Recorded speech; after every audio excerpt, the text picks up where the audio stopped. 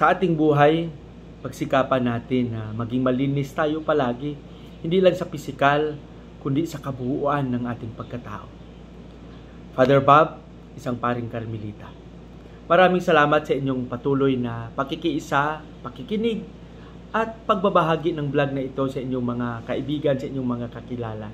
Maraming salamat. Taos puso akong binibigyang pugay ang lahat ng inyong mga ginagawa. Hindi lang ako ang naghahanap ng panahon upang makapagbigay ng pagninilay sa ating mga pagbasa araw-araw, kundi kayo rin sa pamagitan ng pag-share ninyo sa vlog na ito, sa pagninilay na ito sa inyong mga kaibigan. Maraming salamat.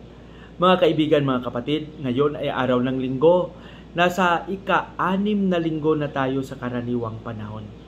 Ika-11 araw sa buwan ng Pebrero, 2024. Tuloy-tuloy lang tayo sa ating mga pagninilay at gaya ng sinasabi ko palagi, sana pagsikapan natin na maging mabunga lahat ng ating mga pagninilay na ginagawa araw-araw. Sana kung ano man ang ating natutunan, hindi lang manatili sa ating puso at isipan, kundi yung pagsisikap na maisabuhay ito. Yung pagsisikap na maging saksi sa mga pagninilay na ating naririnig at ating natutunan.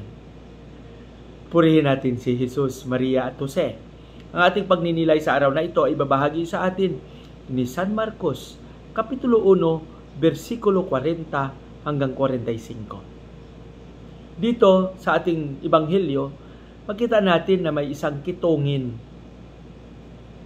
isang lumpo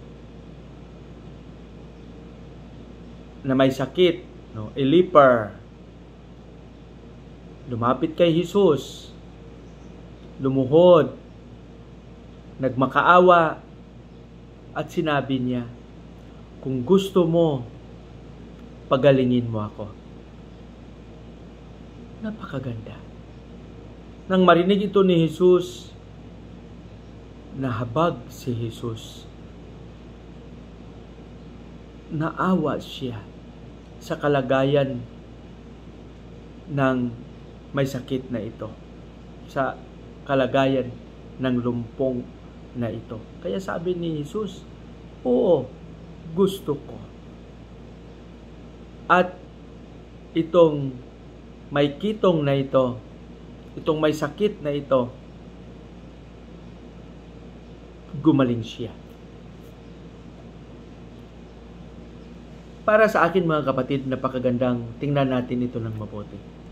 Isang may sakit, isang lumpo, isang kitungin, isang tao na hindi kinikilala sa komunidad dahil sa kanyang sakit.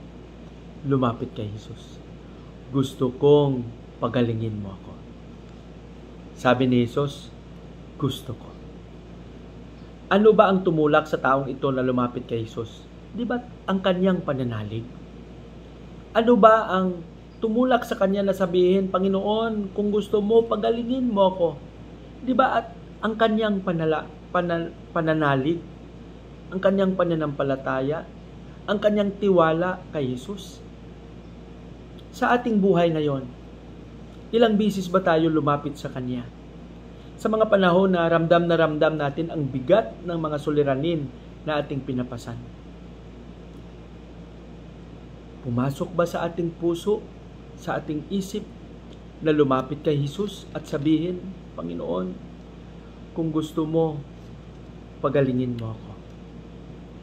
Di ba? Napakaganda. Hindi yung sa bawat panalangin natin parang we are demanding, Lord, sana. Hindi yung kalooban natin ang masusunod, kundi ang kalooban ng Panginoon. Kaya nang sinabi ng may sakit na ito, Panginoon, kung gusto mo, pagalingin mo ako. Anong sagot ng Panginoon? Gusto ko.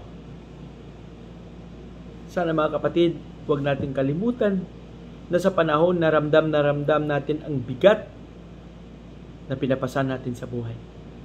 Lumapit tayo sa Panginoon. at sabihin, Panginoon, gusto kong tulungan mo ako.